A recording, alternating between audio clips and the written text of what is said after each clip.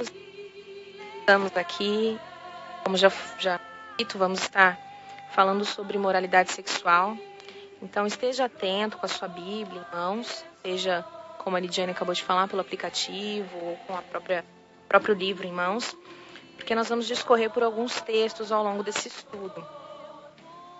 E como eu já falei com vocês um pouco antes, sobre a questão do nosso coração, de exercermos autoconfrontação ao longo do estudo, isso seja permeado na sua mente, que a cada momento você venha fazer uma autoconfrontação com tudo quanto você for ouvindo e for recebendo, para que a palavra encontre morada no teu coração e que o Espírito frutifique e transforme a sua vida, as nossas vidas que estaremos fazendo esse estudo nessa tarde.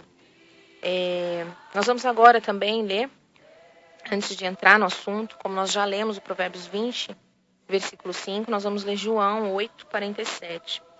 E diz assim: aquele que pertence a Deus ouve o que Deus diz. Vocês não ouvem porque não pertencem a Deus. Por que nós estamos lendo esse versículo? Porque assim como nós lemos o Provérbios 20 para trazermos à tona, que aquele que é sábio traz à tona o que está no mais profundo do seu coração, ao longo desse estudo você vai ser confrontado pelo Espírito com algumas palavras, porque é um tema um pouco pesado, um pouco difícil de lidar. Mas a própria palavra de Deus diz que aquele que pertence a Deus ouve o que Deus diz. Vocês não ouvem porque não pertencem a Deus. Em 2 Timóteo 4, de 3-4, diz assim: pois virá o tempo em que não suportarão a sã doutrina, ao contrário, sentindo coceira nos ouvidos, juntarão mestres para si mesmos, segundo os seus próprios desejos. Eles se recusarão a dar ouvidos à verdade, voltando-se para os mitos. Que isso não venha ser uma realidade nas nossas vidas. Que aquilo que nós venhamos ouvir hoje, nós venhamos avaliar. Se estiver causando coceira aos nossos ouvidos, se a admoestação do Senhor estiver causando coceira aos nossos ouvidos, nós precisamos avaliar se nós realmente somos salvos por Jesus. Se nós realmente fomos adotados por Cristo, por Deus, somos salvos. Porque aqueles que são do Senhor ouvem as palavras do Senhor. O próprio Jesus diz que as ovelhas ouvem a voz do pastor e reconhecem a voz do pastor. Então, esse é o meu desafio para você no decorrer deste estudo, que você reavalie se você realmente é uma pessoa que deseja viver para a glória de Deus. Porque aqueles que são salvos, que foram regenerados por Jesus, têm o seu prazer na lei do Senhor e em fazer a vontade do Senhor. Por isso que nós lemos esses versículos antecedendo ao estudo, para que nós venhamos compreender a cada momento que nós precisamos deixar o nosso coração aberto para que o Espírito Santo trabalhe nessa questão do nosso coração, tá? Então vamos lá ao conceito de impiedade. Por que nós vamos falar da impiedade? Porque a impiedade, ela é a essência do pecado.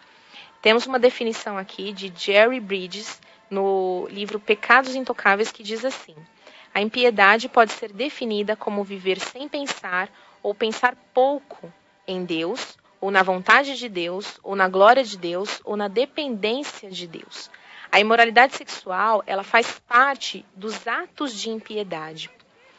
Então, a gente pode pensar de uma maneira lógica que se a imoralidade sexual é uma prática ímpia, logo ela faz parte de uma questão de idolatria.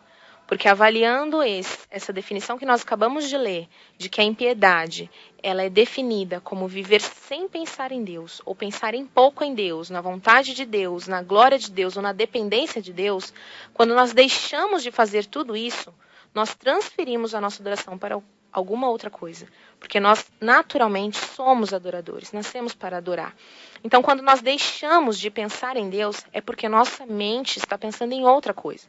Quando nós deixamos de pensar na vontade de Deus, na glória de Deus, ou deixamos de depender de Deus, todas essas questões começam a ser voltadas para outra coisa. Então, a impiedade é uma questão de idolatria. Se a imoralidade sexual é uma prática ímpia, logo ela faz parte de uma questão de idolatria. Então agora nós vamos para Romanos, capítulo 1, para falarmos sobre isso. Nós vamos para Romanos, capítulo 1, versículo 21 a 25, que diz assim: Romanos 1, de 21 a 25. Porque tendo conhecido a Deus, não o glorificaram como Deus, nem lhe renderam graças, mas os seus pensamentos tornaram-se fúteis, e o coração insensato deles obscureceu-se. Dizendo-se sábios, tornaram-se loucos, e trocaram a glória do Deus imortal por imagens feitas segundo a semelhança do homem mortal, bem como de pássaros, quadrúpedes e répteis. Por isso Deus os entregou à impureza sexual, segundo os desejos pecaminosos do seu coração, para a degradação do seu corpo entre si. Trocaram a verdade de Deus pela mentira, e adoraram e serviram as coisas e seres criados, em lugar do Criador, que é bendito para sempre. Amém. Então, antes de nós nos aprofundarmos nessa questão da idolatria, nós precisamos pensar em duas questões. O nosso coração, a condição do nosso coração e suas duas naturezas. E as influências culturais em nossa cosmovisão.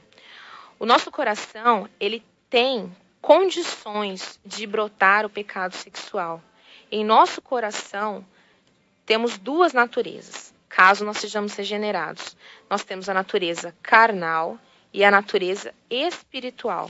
Nós vamos ler agora, tudo a gente está se reportando para a Bíblia, para que vocês vejam que esses conceitos que eu estou trazendo para vocês não são coisas tiradas da minha cabeça, mas são coisas que nós estudamos e tiramos da própria palavra de Deus. Então, nós vamos agora para Mateus 15, 18 a 19,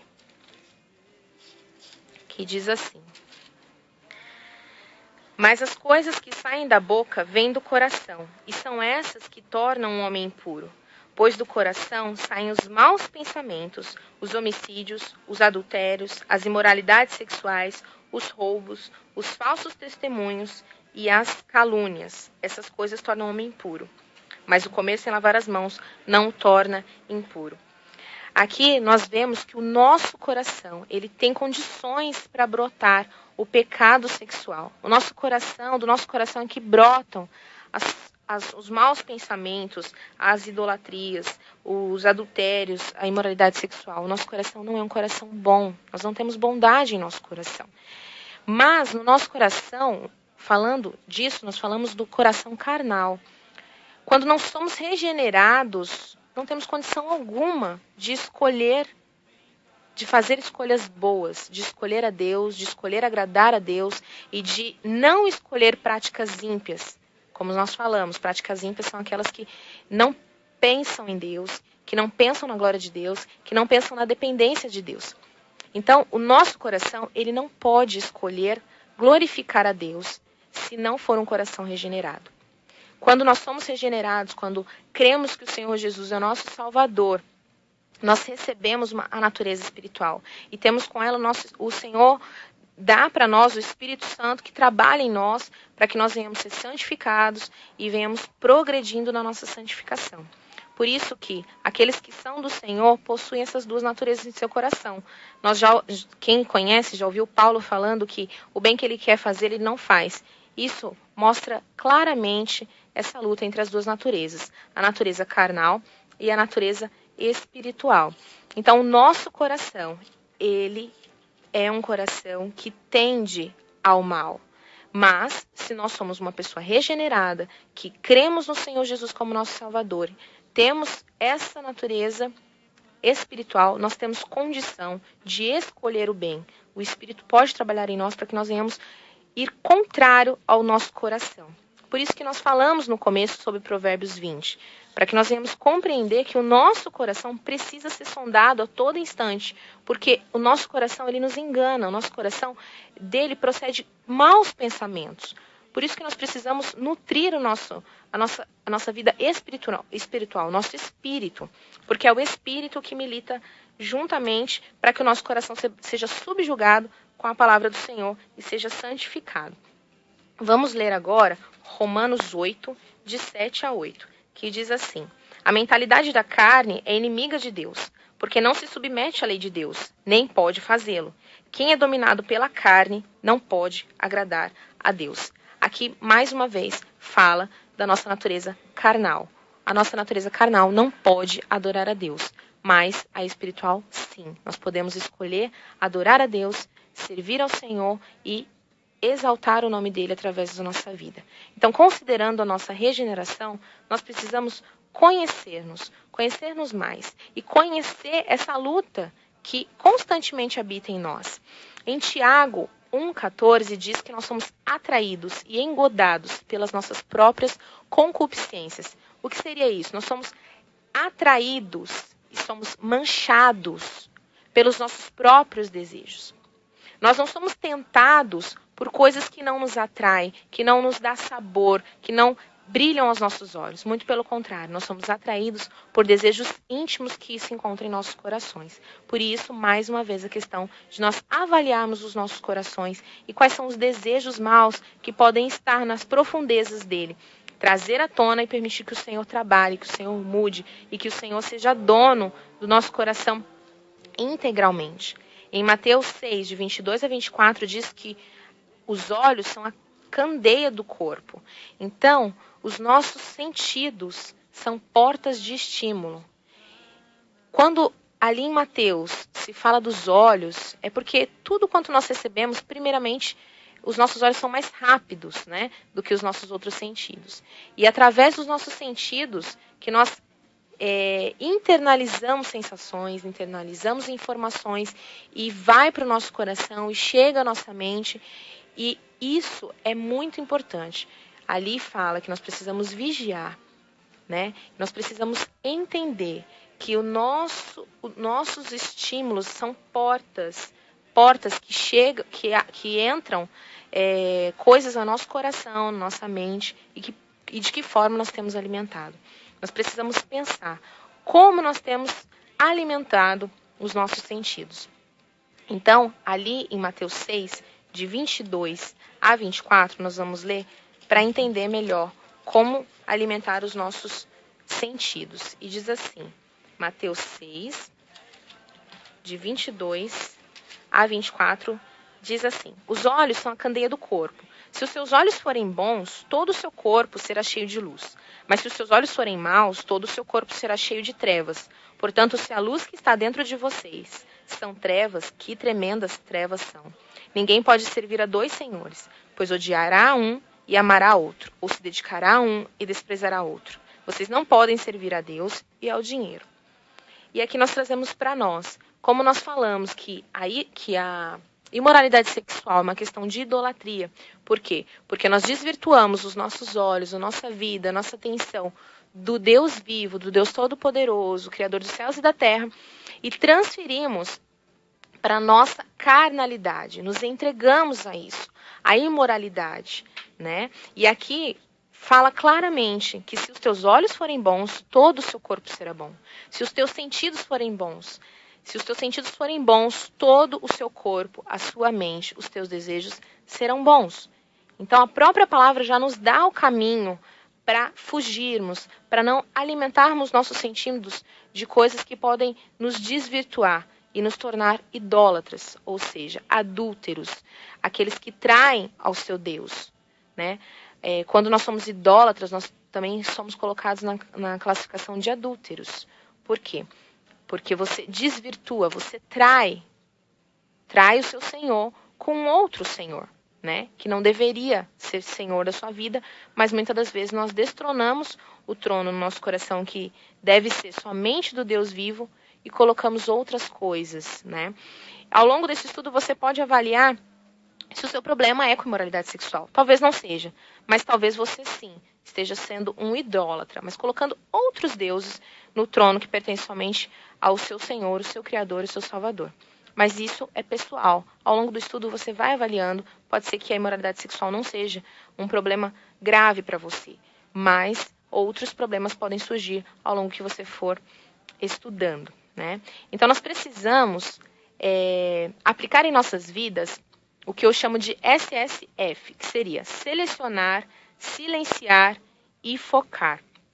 Você precisa selecionar as fontes que chegam aos seus estímulos, silenciar aquelas que não são boas e focar naquelas que são boas, tá? Isso é uma prática muito rápida são filtros que você usa. Quando aquilo chegar para você, você já vai selecionar aquilo que é bom e aquilo que não é bom, de acordo com a palavra do Senhor. Pensa assim, isso agrada ao Senhor?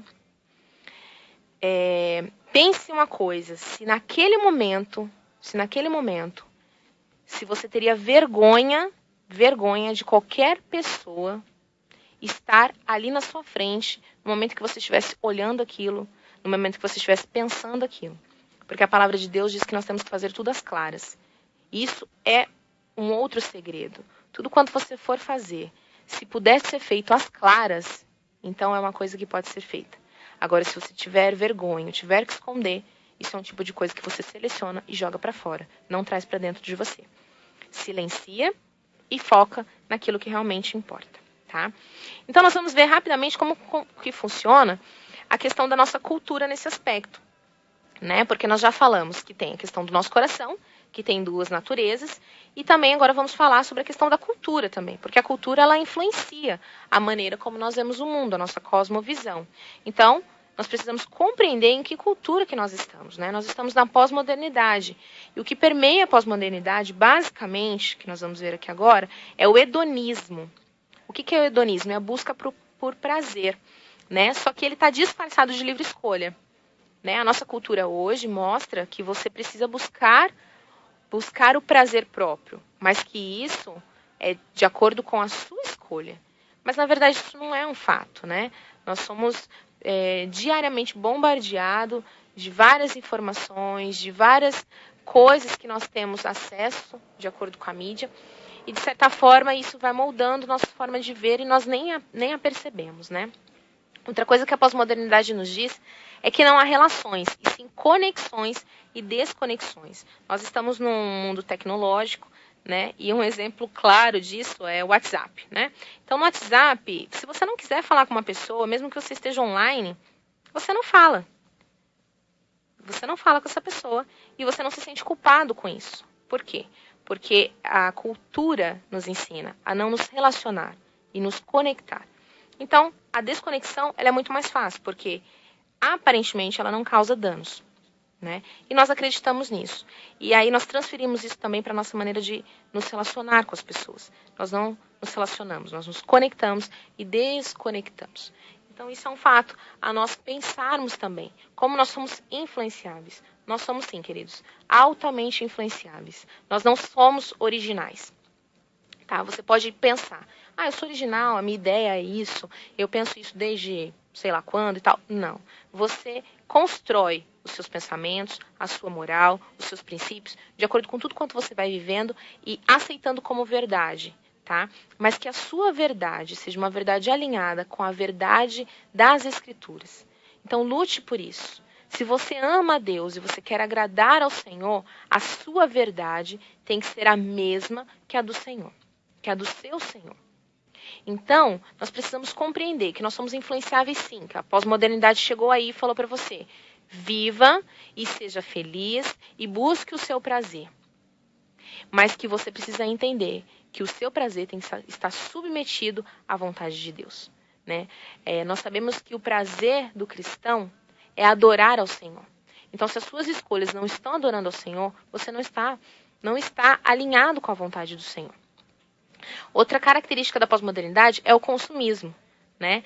Nós adquirimos coisas muito rápido e as descartamos rápido. E isso nós transferimos também para nossas relações, né?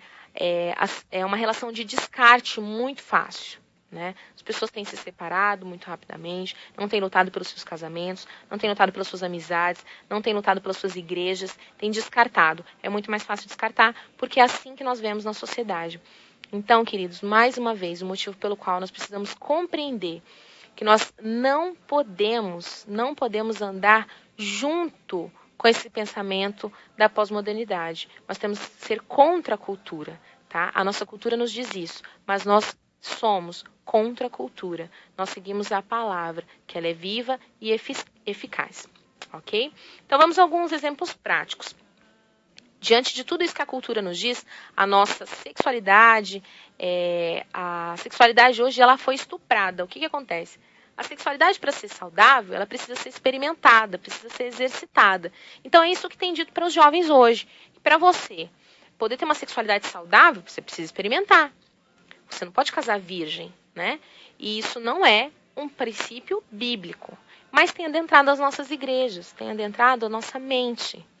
Nós temos, de certa forma, nos simpatizado com algumas verdades que vão chegando de mansinho, né, que a mídia vai apresentando, e às vezes, de uma forma velada, lá no seu íntimo, você traz à tona de dentro do seu coração e você simpatiza com isso, com o fato de que você precisa experimentar, de que você precisa exercitar a sua sexualidade, de que você não pode casar virgem, de que masturbação é autoconhecimento e autossatisfação permitida, incentivada pela cultura.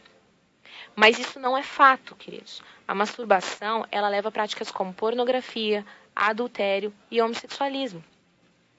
Porque ninguém se masturba pensando em qualquer coisa aleatória. Muito pelo contrário, precisa ter um estímulo. E para isso você precisa buscar isso em outras fontes. E fontes que não são boas, fontes que não são saudáveis. E que vai acontecer o que com você? Conforme você vai entrando naquele meio, você vai só se afundando, se afundando, se afundando. E o que acontece? Você vai se tornando escravo, vira um vício, né? Porque um pecado vai chamando ao outro, né? A cultura diz que os homens são instintivos, que não podem controlar-se, né?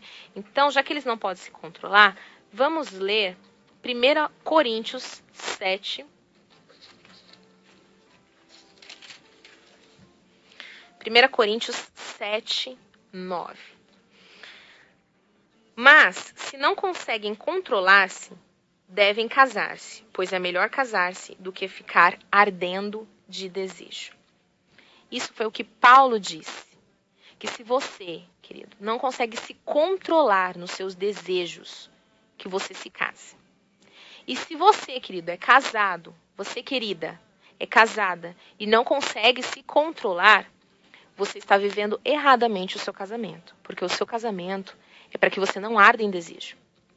Se você, jovem, está ardendo em desejo e não consegue se controlar, você não foi criado para não se controlar. E se você é um cristão, busque no Senhor, porque Ele pode sim te ajudar a se controlar. Mas se estiver incontrolável, case-se. Case-se, porque foi o que Paulo disse. É melhor casar-se do que arder em desejo. A nossa cultura diz também que pornografia é saudável, é fonte de conhecimento sexual. Isso é um perigo, queridos, porque, como eu acabei de dizer para você, a pornografia, ela estupra a nossa sexualidade. Ela traz um conceito de sexo violado, de sexo impuro. Tá? Então, o que acontece? Muitas mulheres têm procurado na pornografia como se fosse uma fonte de conhecimento para a satisfação do seu esposo. Só que aí ela traz um conceito deturpado de sexo para o seu casamento. Assim também como muitos homens acreditam que aquelas mulheres que estão ali naquele filme, elas são uma referência muito clara do que a mulher de fato quer. Isso, queridos, é uma coisa demoníaca, diabólica. O diabo tem feito isso. E, de certa forma, isso destrói os casamentos, destrói famílias. Porque o marido exige coisas da sua esposa que ela não pode fazer, que ela não deve fazer. Mas esses filmes e essa pornografia toda que a mídia põe pra gente, né? Elas ensinam que não, que a mulher ela deseja isso, que a mulher tem que se submeter a isso. Né? E aí o homem já não a ama mais como ama a si mesmo, como deve amar a si mesmo, como a própria palavra diz, não a cuida como o vaso mais frágil e só a usa como um objeto de prazer e satisfação própria. E a mulher, por outro lado, fica enfadada, se sente frustrada por não conseguir atingir a expectativa do esposo ou a expectativa da cultura de que uma mulher deve ser sexualmente falando. Tá? Outra coisa que a nossa cultura diz é sobre a homossexualidade. Diz que os homossexuais é uma forma de amor. Ser homossexual é uma forma de amar. Isso não é verdade. A homossexualidade ela é uma prática pecaminosa. Tá? Eles falam que a homossexualidade, a nossa cultura diz que a homossexualidade é uma qualidade psíquica ou genética. Mas isso não é verdade. Deus não criou homossexuais. Deus criou homem e mulher. E a homossexualidade, ela é uma prática pecaminosa. É um pecado como outro qualquer, e qualquer um de nós pode cometer. E dependendo, como eu acabei de dizer, um pecado chama o outro. Às vezes você não via pornografia ou não vê pornografia. Mas a maneira como você se relaciona com as pessoas, ou a sua carência afetiva, ou qualquer outro problema mal resolvido na sua vida, que você não gerou perdão, qualquer outra coisa do gênero, pode te arrastar para qualquer prática pecaminosa. E a homossexualidade é uma delas. O adultério é uma delas. Tá? Então percebe como tudo que era normal hoje é retrógrado? É isso que a nossa cultura tem nos dito. Tem nos dito que a família é uma coisa passada. Homem, mulher e filhos, pai, esposa e filhos. Isso é um passado. Né? Hoje, casais, eles casam e ficam 1 ano casados. E não conversam entre si. E simplesmente se separam. E isso tem sido normal, queridos. Isso tem entrado nas nossas igrejas. Isso tem permeado as nossas mentes. E muitos deixam de lutar pela sua família. Porque é normal. Nós não podemos aceitar qualquer coisa como normal. Nós temos que ter a Bíblia, o nosso manual de prática, fé, de conduta. Se a Bíblia diz, estamos com ela. Se a Bíblia não diz, não estamos com ela. E se algo que é dito é contra o que as Escrituras diz, querido, não vá nessa onda. Tá?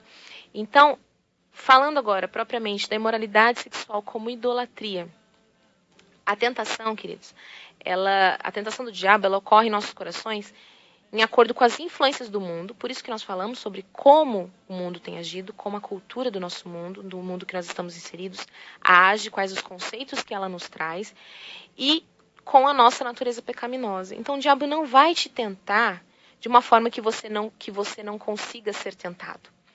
Tá? Ele vai usar todas as influências do mundo.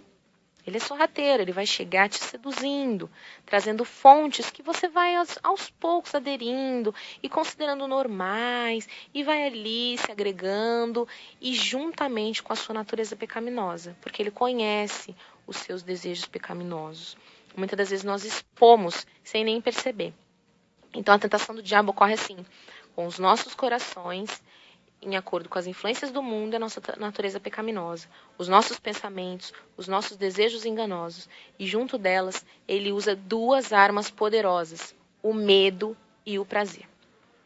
Essas são as armas que o diabo coloca para te atrair, para te escravizar neste pecado, em qualquer outro pecado, o medo e o prazer. Se você for avaliar 2 tentações rapidamente, a tentação de Judas. Judas, ele foi tentado a trair o seu Senhor. E nós malhamos Judas, tem gente que faz Judas, né? Tem dias de malhar o Judas e vai lá e bate no Judas e tal. Como se nós nunca fôssemos trair o nosso Senhor como Judas. Mas muitas das vezes nós traímos muito facilmente, né? Mas se você avaliar a traição de Judas, não foi difícil para Judas trair Jesus. Por quê? Porque ele tinha o medo de que o seu Senhor não fosse aquele líder que ele esperava. Mas, por outro lado, ele amava o dinheiro. Então, o diabo só usou esse medo de Judas e o seu prazer e ofereceu aquelas moedas. E rapidamente ele traiu o seu Senhor. Agora, se você ir para um exemplo muito maior, o exemplo de Jesus no deserto. O diabo o tentou várias vezes. Só que Jesus não tinha medo. Não tinha medo de nada. E o único prazer que Jesus tinha era em agradar o seu Senhor, de agradar ao seu Pai. Por isso que Jesus não caiu em tentação. E usando esses exemplos, nós precisamos sempre nos recordar do exemplo do nosso Mestre Jesus. Não devemos temer nada. Não devemos temer nada. E que o nosso prazer único e exclusivo seja adorar e exaltar o nosso Criador, o nosso Senhor e Salvador. Se você quer saber quem são os seus ídolos, você precisa fazer algumas perguntas. O que eu quero e temo mais do que desejo refletir a Deus e crescer em santidade? Que prazer eu quero tanto que estaria disposto a pecar para obter? O que tenho tanto medo de perder que não me importo com o pecado desde que consiga conservar comigo? Essas são perguntas que vai te ajudar a compreender a sua idolatria, a compreender o seu medo e o seu prazer, que estão muitas das vezes desvirtuado do prazer que é de adorar exclusivamente o seu Senhor, Criador e Senhor. Vamos a um exemplo prático dessa questão da tentação, do medo e do prazer, tá? Digamos que eu sou uma pessoa invejosa. O invejoso, ele é um arrogante. Ou seja, ele se sente melhor que o outro em algum aspecto. E aí, internamente, ele inicia uma disputa. Ele acredita que o que os outros têm é melhor que o que ele tem. E que ele merece mais do que os outros, porque ele é melhor do que os outros. Então, o invejoso, como que o invejoso comete imoralidade sexual? Ele comete adultério. Ele cobiça, ele fantasia com o próximo. Ele começa com os seus pensamentos que o levam a práticas. Desde como ele se veste, de como ele chama a atenção do outro, de como ele se porta, de como ele se exibe. Tudo para forçar uma lisonja, ou seja, um elogio, massagear o teu ego. Às vezes é tudo na mente dele. Ele faz tudo para que o outro o deseje. Então percebe como um pecado atrai o outro? Se você é invejoso, você comete moralidade sexual, sim, pode cometer. E pode cometer dessa forma que nós exemplificamos aqui. Se você é orgulhoso, você pode cometer. Então um pecado pode atrair ao outro. Por isso que nós estamos aqui, para conhecer melhor e entender mais sobre a imoralidade sexual, que é um pecado escravizador. Ele te escraviza. É um pecado que você, quando entra, querido, você não consegue sair mais. Só que há esperança. Há esperança. Você vai me perguntar, tá, mas eu entrei nessa, e agora? Como que eu saio? Há esperança. Primeiramente, você precisa identificar a sua idolatria, os seus padrões que geram essa idolatria e fugir deles. Tá? Aqui nós estamos tratando da imoralidade sexual, então eu vou ter que identificar quais são os padrões que geram esse meu pecado. Tá? Quais são as práticas que me levam? Existe um livro do Arthur Pink Tozer que diz que o título dele é Cinco votos para obter poder espiritual. E um deles, que ficou muito marcado para mim, é trate seriamente com o pecado. Então, trate seriamente com o seu pecado. Seja cruel consigo mesmo. Tá? Não tenha dó de si mesmo. Não cometa o pecado da autocomiseração. Ai, coitado de mim, ninguém me ama, ninguém me quer. Sabe esse tipo de coisa? Não faça isso. Seja cruel consigo mesmo. Você tem um coração que pode te afundar se você, por um acaso, somente nutrir a sua natureza pecaminosa. Você precisa nutrir a sua natureza espiritual. Precisa identificar a sua idolatria, os seus padrões e fugir deles. Isso que você precisa fazer. Considere-se fraco e reconheça o senhorinho de Cristo sobre você. Nós somos fracos. E o próprio Jesus nos disse, sem mim, nada podeis fazer. Jesus não disse, sem mim, você não pode atravessar a rua. Jesus disse, sem mim, nada podeis fazer. E nada, queridos, é nada. A partir do momento que nós reconhecemos o senhorio de Cristo sobre nós, nos consideramos fracos, dependentes desse Senhor, aí tudo muda. Tudo muda. Porque nós começamos a depender dele e do seu poder. Ele venceu todas as tentações pelas quais ele passou. Porque não havia nada que ele ansiava mais que a glória do Pai. Ele não tinha medo de nada e não tinha prazer em nada, além do prazer em fazer a vontade do Pai que lhe enviou. Acenda o fogo da sua paixão pela glória de Deus. Você precisa amar. Nós precisamos amar a Deus acima de todas as coisas. Ele já nos exortou isso infinitas vezes. Mas quando se trata da imoralidade sexual, nós nos esquecemos. Nós nos esquecemos que nós precisamos o amar acima de todas as coisas. Acima daquele prazer que, depois de alguns minutos, nos vai gerar um grande conflito, um grande confronto e um grande problema. Como nós já vimos as perguntas que nós temos que fazer para sabermos a nossa idolatria, é disso que você precisa avaliar. Nós precisamos avaliar o que nos dá prazer ou nos causa medo ao ponto de nós negociarmos o trono do nosso coração, destronando o único Senhor e Salvador das nossas vidas, o nosso Criador, e colocando um Deus falso naquele trono. Você precisa se conhecer, precisa se autoconfrontar e compreender que você é fraco e que você precisa de um Senhor sobre você. E que esse Senhor, o nosso Criador, ele tem todo o poder para te transformar e para te alinhar a sua vontade com a vontade dele. Para que você anseie por ele. Mas isso, queridos, é trocar uma paixão por outra. Não tem como você desejar muito o seu próprio prazer E depois você pensar, não, eu tenho que cumprir a vontade de Deus, eu tenho que amá-lo, eu tenho que pensar nele, depender dele. Mas somente pensar isso. Você tem que trocar por outras práticas que acendam o fogo da sua paixão pela glória de Deus. Se envolva. Pense nas coisas do Senhor, que Ele vai cuidar das tuas coisas. Aquilo que você tem mais dificuldade, tire os olhos daquilo. Fuge daquilo e coloque os seus olhos no Senhor, nas coisas do Senhor. Acenda a sua paixão. Conheça o seu Senhor.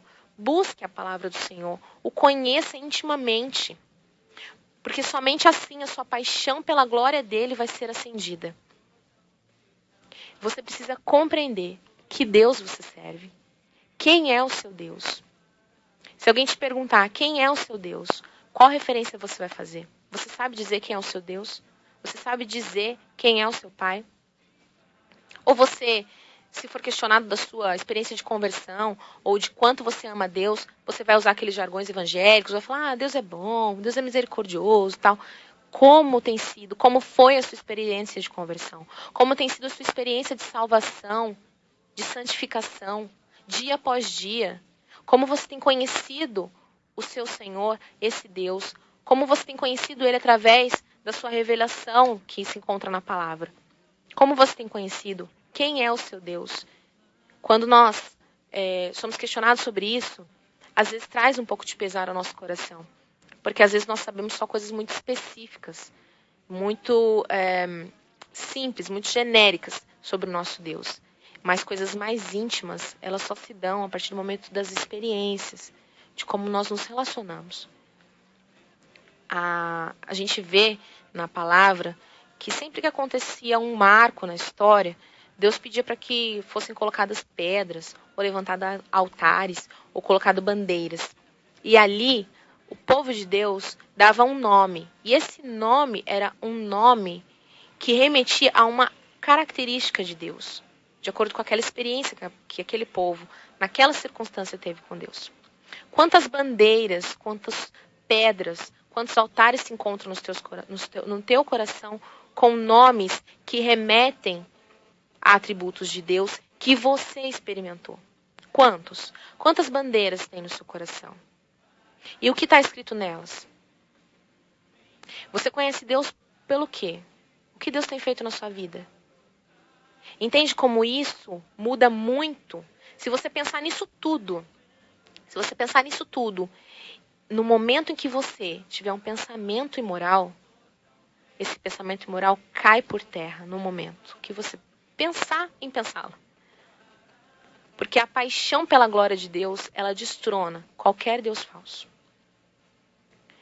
Quer ver uma coisa? Pense, feche seus olhos e imagine o jardim de Getsêmani.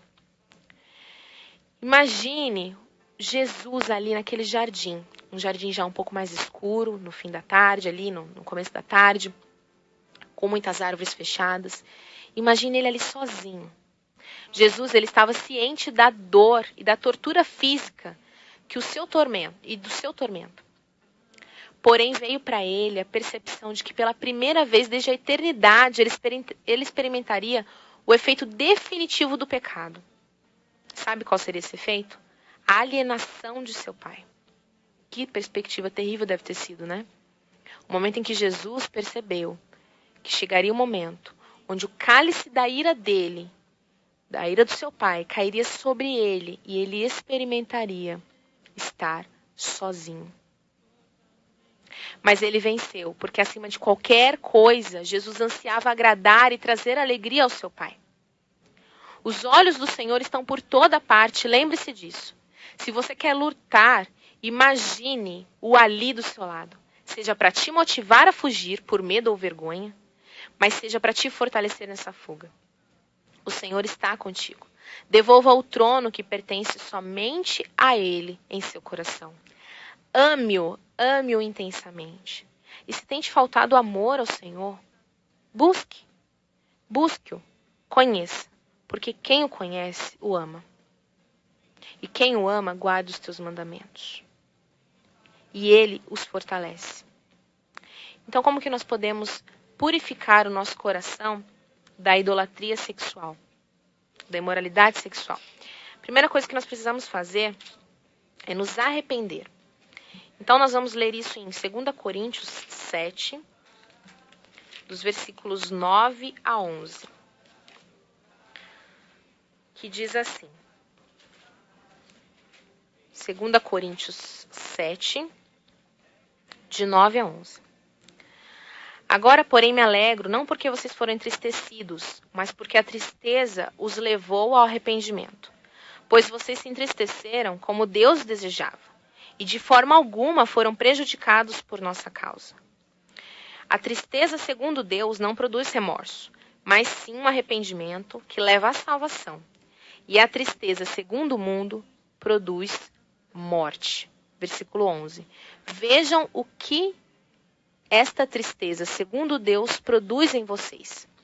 Que dedicação, que desculpas, que indignação, que temor, que saudade, que preocupação, que desejo de ver a justiça feita.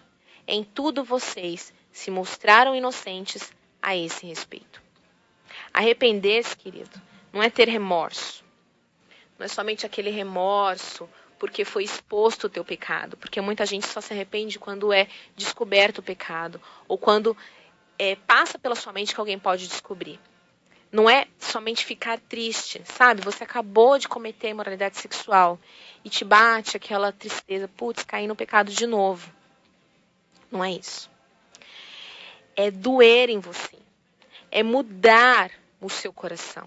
O verdadeiro arrependimento, ele te traz uma tristeza que faz com que você se indigne, que você tema ao Senhor, que você tenha saudade do seu relacionamento com o Senhor. Então, arrependa-se genuinamente pelo seu pecado, para que você purifique o seu coração da moralidade sexual. Outra questão, outra prática que nós devemos fazer para purificar o nosso coração da imoralidade sexual é nos despojar e nos revestir. Mudar os nossos hábitos e os substituir por hábitos e pensamentos puros. Vamos para Colossenses 3.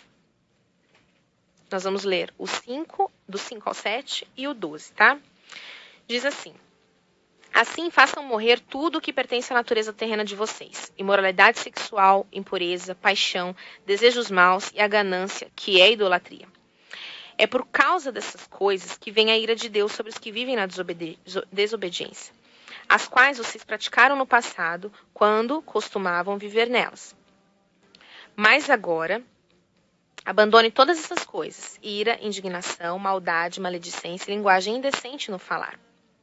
E agora nós vamos para o 12, tá? E no 12 diz assim: portanto, como povo escolhido de Deus, santo e amado, revistam-se de profunda compaixão, bondade, humildade, mansidão e paciência. Então, nós precisamos deixar os hábitos maus e nos revestir de hábitos bons, de pensamentos bons, né? E outra coisa que nós precisamos fazer é vigiar. A própria palavra diz que nós precisamos vigiar constantemente, porque o inimigo das nossas almas está ao nosso redor, né? E como nós sabemos, nós somos fracos, como nós sabemos, ele usa armas que nós podemos cair, querido. Então você precisa vigiar, vigie, seja cruel, como nós já falamos. Não tenha dó de si mesmo e seja ferrenho ali com o pecado. Lute. Outra coisa boa a ser feita é prestar contas. Você precisa ter um amigo espiritual para te ajudar na batalha. Porque o que acontece? Esses amigos espirituais, quando você presta conta, quando você tem uma facilidade de prestar conta do seu pecado, você encontra ali um arrependimento genuíno. Quando você consegue falar desse pecado para alguém, é que você realmente se arrependeu. E ali você encontra um amigo espiritual. Procure amigos que são pessoas piedosas, verdadeiramente piedosas. Tá? Não uma pessoa que só quer estar ali ao seu lado para se sentir mais santa que você. Muito pelo contrário, uma pessoa que te ame como Cristo, que seja graciosa com você e que te ofereça graça e que te ajude, caminhe com você nessa batalha. Vamos ler Romanos 15, 14, que diz assim: meus irmãos, eu mesmo estou convencido de que vocês estão cheios de bondade e plenamente instruídos, sendo capazes de aconselhar Aconselhem-se uns aos outros. Aqui Paulo fala disso. Nós precisamos aconselhar uns aos outros. Pratique a amputação radical. Em Mateus 5, de 27 a 30, diz que se o teu olho direito te fizer pecar, arranque-o. Você não vai arrancar o teu olho, tá, querido? Não leva isso aí literalmente, no pé da letra, tá? Mas o que você vai fazer?